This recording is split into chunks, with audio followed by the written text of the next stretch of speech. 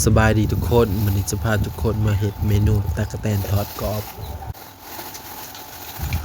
ก่อนอื่นหมดเราก็จะนำตั๊กแตนที่เราได้มาลวกน้ำร้อนก่อนเพื่อให้มันตายมันจะบ่เต้นหลังจากนั้นเราก็เอาตั๊กแตนของเรามาเด็ดปีกใส่ขี้ออกเอาใส่ในเคาะในกดออกหมดเลยทุกคนเวลากินมันจะง่ายและเวลาทอดมันก็จะได้กรอบทั่วถึงกันดีขั้นตอนนี้จะใส่เวลาดนในจังหน่อยเมื่อเฮาเด็ดปีกเด็ดใส่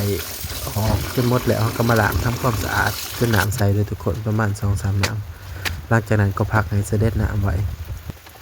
ต่อมาเฮาก็จะมาเกี่ยมในส่วนเครื่องปรุงจะมีเกลือผงปรุงรสเป็นนัวและน้ำตาล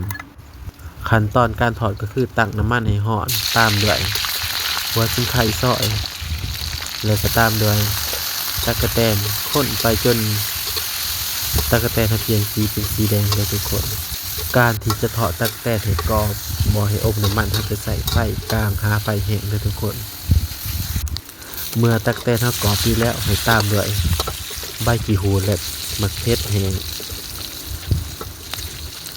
ขั้นตอนนี้คนต่อไปอย่ายุดมือเลยทุกคนเพราะว่ามาเจ็บนี้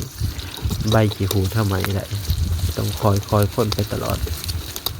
เมื่อเฮาทอดทุกอย่างกรอบดีแล้วให้โป่งลงจากเตาและตามด้วยเครื่องปรุงที่เฮาเตรียมไว้โห้ยใส่แล้วก็คนทุกอย่างให้เข้ากันแล้วก็ตักใส่ตะแกรงเพื่อเสด็จน้ำมัน